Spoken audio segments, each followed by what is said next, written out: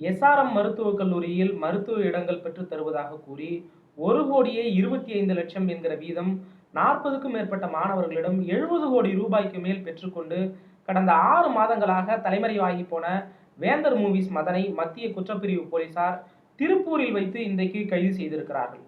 இதே வழக்கில் எஸ்ஆர்எம் பல்கலைக்கழகத்தினுடைய நிறுவனர் பச்சைமுத்துவும் கைது செய்யப்பட்டு பிணையில் அவர் வெளிவந்திருக்கிறார்.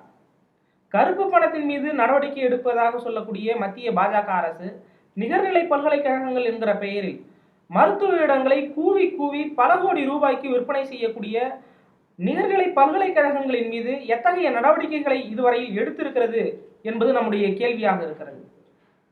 கருப்பு பணத்தின் மீது அவர்கள் எடுப்பதாக சொல்லக்கூடிய நடவடிக்கை பல்கலைக்கழகங்கள் கொள்ளைப்புறமாக இப்படி பல கோடி ரூபாய்க்கு விற்பனை செய்யக்கூடிய மருத்துவ இடங்களுக்கான பணத்தை கைப்பற்றியதுண்டா என்பதும் நம்முடைய கேள்வியாக இருக்கிறது. இப்போது .com செய்திகளுக்காக இரா தமிழ்வாணன்.